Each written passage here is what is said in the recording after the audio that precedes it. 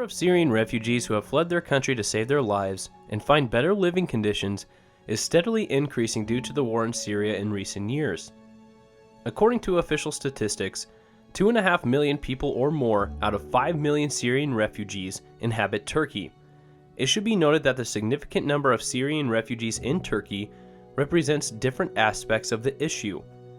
First, the two countries have historically had much in common, and among other issues, ethnicity is an important issue in our analysis.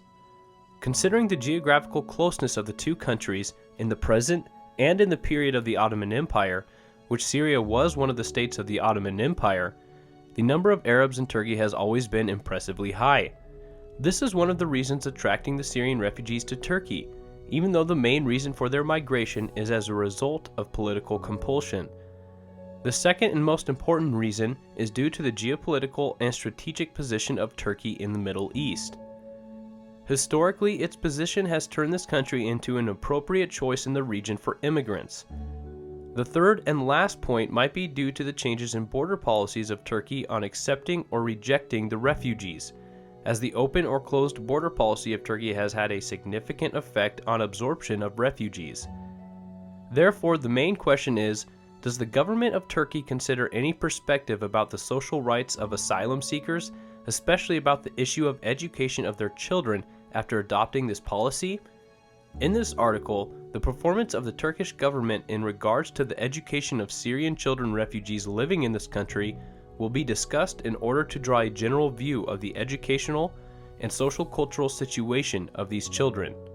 In this regard, we utilize the existing research and official statistics in the article to present a more accurate analysis of the facts contained in this social phenomenon. Table 1, which is based on information on the Turkey Immigration Office website, indicates the number of controlled Syrians registered as asylum seekers between 2011 and 2016. According to the figures in the table above, the number of asylum seekers in 2012 was 14,237 people, which increased to 2,744,915 people in 2016. In other words, it indicates that during a 4-year period, that figure has had an increase of approximately 196 times. It should be noted that the figure represents only the official statistics of the number of registered asylum seekers and not the total number of Syrian refugees living in Turkey. In order to achieve accurate and comprehensive analysis based on these figures and statistics, we should turn our attention to the number of 5 to 29-year-old Syrians living in Turkey, as our demographic target is also of the same age range. Table 2 shows the number of Syrian refugees registered in the Turkey Immigration Department by age and gender. According to the presented data, the number of student Syrian refugees with the possibility of participating in the educational system in Turkey is 1,588,317 people, which 991,001 are under the age of 18 and are still school-aged. According to the above data, we can have an overview of Turkey's state policy on the issue of the education of Syrian children refugees. Based on the Turkish Ministry of National Education policy, the process of Syrian children's education could be divided in two basic rules regarding the ministry's prediction. Based on the assumption of ending the war in Syria and the temporary presence of the Syrian refugees in Turkey, the ministry at first started to teach the required courses in Arabic in their camps in 2013.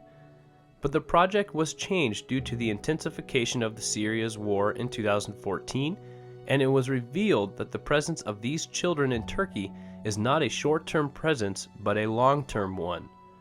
Addressing the people who were subject to study and who lived outside the camps, the Ministry of National Education announced in a statement in 2010 that those asylum seekers with residence permits could attend the education centers of the country and continue their education. A review of the Turkish Ministry of Education policy and implementation is presented in Table 3.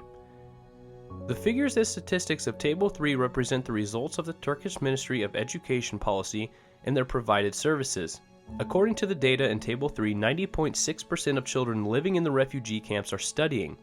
On the other hand, only 26.3% of children out of the refugee camps have attended the training centers and enrolled for school. Based on the sociological analysis of educational systems, one of the most noticeable issues is the access to the training centers and thus the right to education. Based on the data, a schema of inequality in access to education for children living in specified refugee camps and the asylum seekers outside of the camps is clearly obvious. The issue, which is one of the critics toward the Ankara educational policymakers on the asylum seekers issues. We reviewed the Turkish educational services for asylum seekers based on the official statistics and project implementations. As one of the most challenging issues in the field of education is the relation between the presented course material and the dominant ideology of the countries. We will pay more attention to the provisions of the education presented courses in schools for children seeking asylum at the end of this article.